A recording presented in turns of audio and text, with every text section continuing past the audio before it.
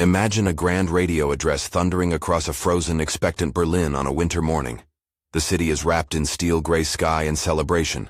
Flags hang limp in the cold. Inside the studio, microphones are warm, speeches polished, and the nation waits for words meant to rally and reassure. At 11 o'clock, with the moment poised and the broadcast about to begin, a different sound cuts through. A distant roar that grows, then concentrates into a single, urgent note. Sirens wail. Lines go dead. The voice on the air is gone. What silenced the Reich that day was not a mass of bombers or a sudden miracle. It was a handful of aircraft unlike most anyone expected. Fast, quiet at radar ranges, and built largely of wood. Before we go any further, a quick note on the title you just heard. It's deliberately provocative. The historical truth is clear. The de Havilland Mosquito became a nightmare for Germany, not for the Allies. The provocation is rhetorical. The story that follows is faithful to the facts. If you love untold woo stories, like and subscribe and stay with me. This one keeps building. To understand how wood could trouble an industrial giant like Nazi Germany, go back to the autumn of 1940. Britain had endured the Blitz and a relentless campaign to deny it the skies. Aircraft were the currency of survival, but a critical shortage of aluminium and strategic metals had become a real constraint. Fighters were the priority. A nation under threat did what it had to, diverting scarce metal to those frontline fighters that could keep enemy bombers at bay. The practical effect was a bottleneck. The Air Ministry needed solutions that did not require the same rationed materials. It needed ideas that could be turned into aircraft without emptying the stores earmarked for Spitfires and Hurricanes. Into that pressure cooker walked a design that, on paper, looked like a gamble. Geoffrey de Havilland, a man steeped in aircraft design but stubbornly experimental, proposed a different route. Rather than pile on armor or guns, his team suggested a plane that relied on speed and altitude, a craft that could avoid fighters by being faster than them, that could deliver its weapons precisely and return before the enemy could react. The idea looked audacious. Make the structure largely from timber. Timber was plentiful, dispersed across countless small workshops, and not as vulnerable to enemy bombing as centralized metal factories. Piano makers, furniture craftsmen, and timber yards could be brought into production with far less fuss than an aluminum foundry. The plan was audacious because it required rethinking everything from joinery to stress distribution, in a medium most modern engineers had relegated to old biplanes and model kits. The Mosquito's structure was not cheap imitation. It was engineered. Its sandwich construction used sheets of birch plywood glued over cores of balsa in many areas, a technique that combined lightness with surprising stiffness. The de Havilland team sourced Ecuadorian balsa for its favorable strength-to-weight ratio and layered it with birch plywood skins. Across the Atlantic and at home, Canadian yellow birch found its way into key structural components where toughness mattered. The adhesives and methods were critical, as was quality control. Skilled tradespeople, carpenters and joiners more accustomed to fine furniture than aircraft, had to learn to meet aviation tolerances.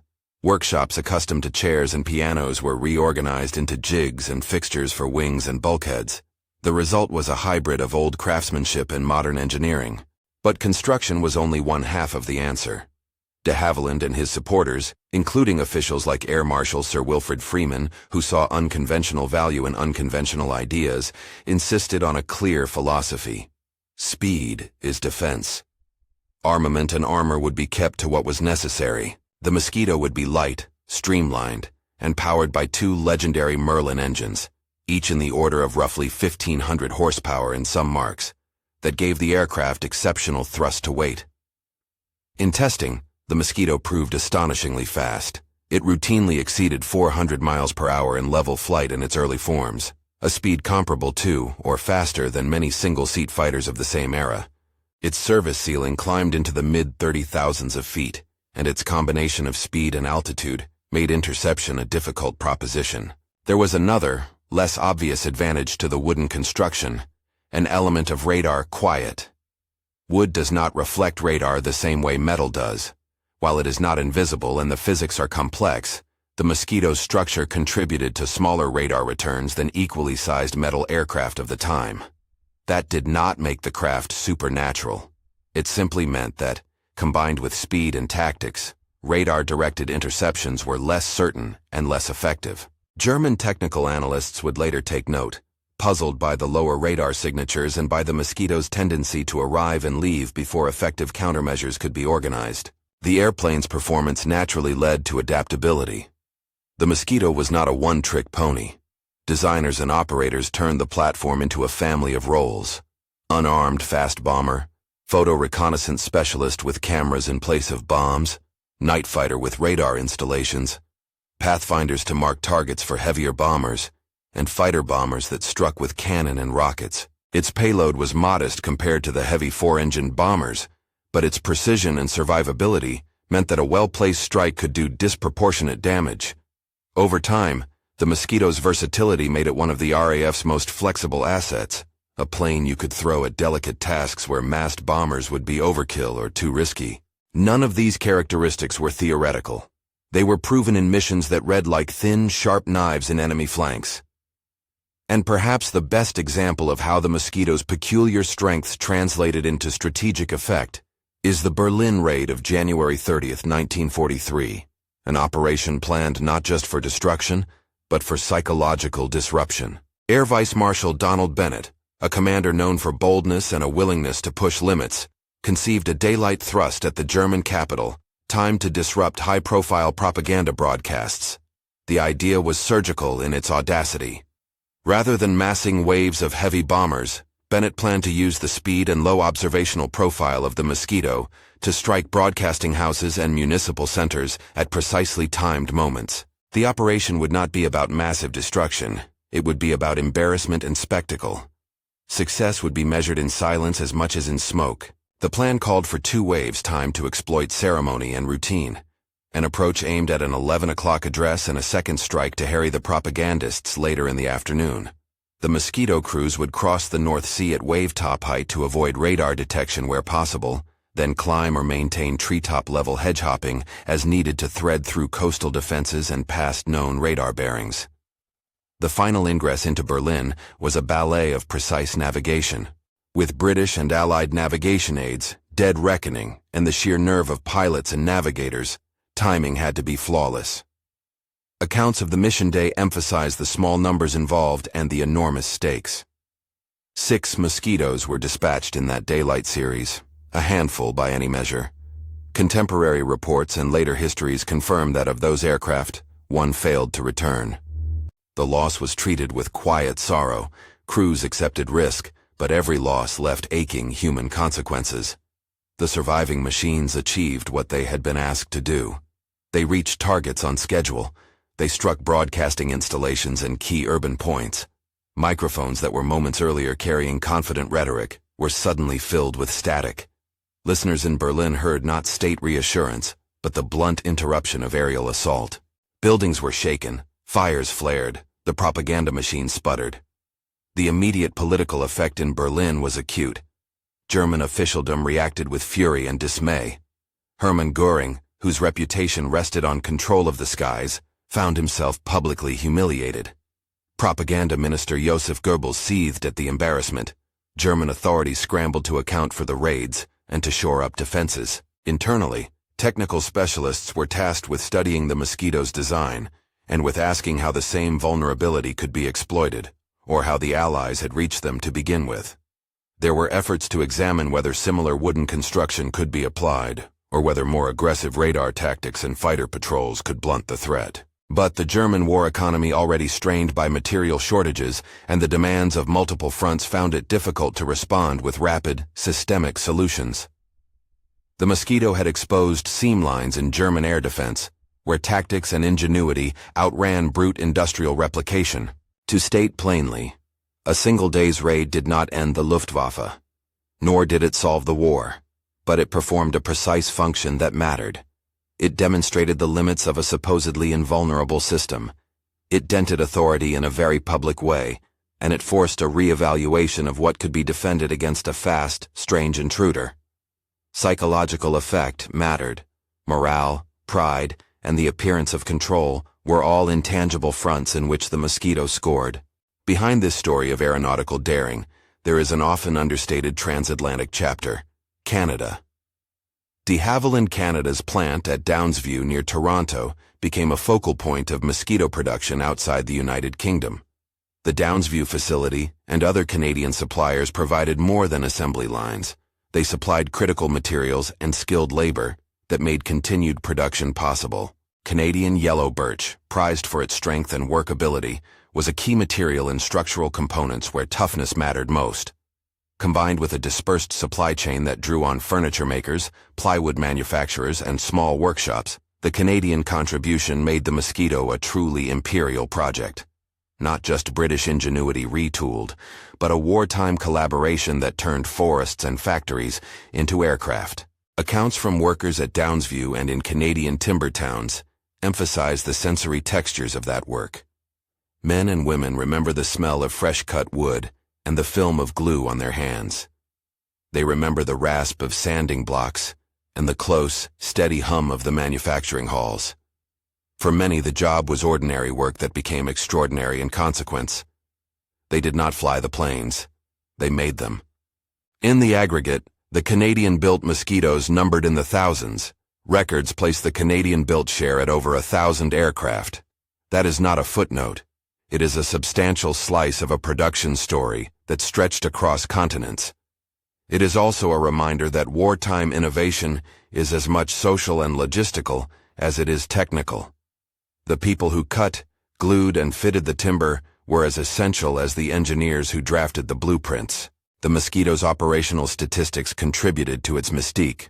With speeds exceeding 400 miles per hour in certain marks and a service ceiling approaching 36,000 feet in others, it could outrun or outclimb many interceptors. Its twin Merlin engines, the product of continual British development, were power plants of character. Engines whose exhaust notes would later become a clarion call of a peculiar sort of wartime elegance. Range varied by loadout, but the aircraft could carry a meaningful bomb load or extended camera equipment for photographic reconnaissance. In the hands of experienced crews, these numbers translated into survivable missions, lower loss rates on specific tasks, and an ability to change operational doctrine where mass bombing was either undesirable or impractical. Operationally, the Mosquito forced changes in German thinking as well. When something unexpected hits you, not in mass, but with deadly precision, it compels adaptation. Luftwaffe planners and German technicians were forced to analyze radar returns, to test composite materials, and to refine night fighter tactics. The industrial capacity and centralized production systems that had bolstered German aerial strength were not optimized to shift rapidly into complex composite woodworking at scale. The Allies' use of dispersed production, contract out to smaller civilian workshops, use different raw materials and redundant supply lines, created resilience that German planners struggled to parry. The Mosquito was a product of an adaptive supply chain as much as it was of engineering insight. That said, it is important to preserve nuance. The Mosquito was not invulnerable. It suffered losses. Crews were killed or captured. Towns were burned scars on maps and in memory. When we recount tactical brilliance, we must not turn sacrifice into abstraction. The loss of one Mosquito on that January day was a human tragedy, one of many across the wider conflict. The crews who returned brought not triumph alone, but stories of narrow escapes and the heavy weight of comrades who did not come back. In conversations with veterans decades later, the sound of the Merlin and the feel of wood under fingertip were as much about remembrance as they were about technical pride. Beyond the Berlin raid, Mosquitoes shaped multiple theaters. They performed reconnaissance that informed bomber streams. They marked targets with flares and burned brush so heavy bombers could find their aim. And they intercepted enemy aircraft in night skies where the clutter of radar and searchlights made engagements more hazardous. The platform's adaptability meant that it was present at many of the smaller, decisive moments that do not always make the grand narratives, but that cumulatively altered outcomes and saved lives. Its crews developed new navigational tricks, honed low-level tactics over sea and fog, and learned to trust a machine that looked and smelled, unlike the rest of the RAF's metal birds. German responses were thorough but limited by practicalities. Engineers examined mosquito wrecks and took material samples to laboratories. They tried to build countermeasures and improve radar signal processing. They doubled down on fighter patrols and reorganized searchlight deployments. Yet many of these responses were incremental and reactive. The Mosquito's success lay in being hard to pigeonhole into the categories German defenses had been optimized to meet. It was a fast, small-profile, multi-role aircraft that could be present where the Luftwaffe expected something heavier or another kind of threat. The Mosquito's legacy is, therefore, a mixed ledger of innovation, utility, and cost. It showed that scarcity can breed invention. A shortage of metal led to a reconsideration of available resources, and, in the process, to an aircraft that combined the best of two worlds, modern power plants and traditional materials. It showed that distributed production, tapping into a workforce of craftsmen and industrial laborers alike, can scale critical wartime technologies without the bottlenecks of centralized metalworking. It left behind not only production numbers and mission logs, but the memory of hands that shaped wood into wings and the sound of merlins that announced their passage. For Canada, the story is particularly resonant. The Downsview plant and other Canadian parts of the supply chain provided material strength to an Allied design that otherwise might have been harder to mass produce. Canadian yellow birch and the labor that worked it were not merely inputs. They were contributors to an Allied capability that had strategic consequences. In towns far from the front lines, workbenches and workshops became part of the war effort. That human connection between the forests and the sky gives the Mosquito a transnational character, a plane of shared enterprise. Decades after the war, historians and veterans alike have kept the tale of the Mosquito alive, not because it was the largest bomber or because it dropped the most tonnage, but because it represented an idea. That elegance and speed, married to craft and dispersed production, could upset expectations. The aircraft's presence in the sky was a form of argument, that ingenuity could turn scarcity into advantage, yet this argument is tempered always by the cost. The machines were tools of war, and every tool was wielded in a context that exacted human price. Men and women who built the planes, who maintained them, who navigated and who pushed throttles to the firewall, their stories are threaded through this history. If there's a last image to hold, let it be neither a statistic nor a slogan, but a sensory echo. A dark morning sky split by a clean streak of vapor, and the distant, throaty chorus of two merlins at full song, followed by the abrupt hush of static across a radio. That hush mattered in Berlin on January 30th, 1943. It mattered because it punctured a narrative and revealed vulnerability. It mattered because the noise that crept back into the city afterward carried a new, uncomfortable awareness that even the most polished regimes had limits. The Mosquito did not make war impossible to wage. It did not promise miraculous outcomes. What it did do was offer a lesson in adaptability. Choose the materials you have, retool the skills available, and design for the strengths those circumstances provide. In doing so, a wooden airplane became, for a time, an ally's, and the enemy's, definitive headache. It forced adversaries to reconsider assumptions and forced planners to acknowledge that effectiveness sometimes comes from simplicity and speed rather than sheer mass. If this story surprised you, tell me where you're watching from in the comments. I'd love to see the map. If you want deeper dives into similar stories of wartime innovation, planes that rewrote doctrine, factories that changed the course of campaigns, check the playlist linked in the description and consider subscribing. There are more tales like this, each with the smell of timber and the rumble of engines in their memories. As the engines faded and the decades passed, those who had worked in Downsview and in the small shops that became aircraft factories returned to civilian life with hands that could still sense the grain of wood. Veterans spoke, with quiet pride, of the sound of merlins and the feel of a wing's plywood, a texture of industry and craft that remains an unlikely but enduring symbol of how the necessities of war can yield inventions whose legacies, for better and for worse, outlast the conflict itself.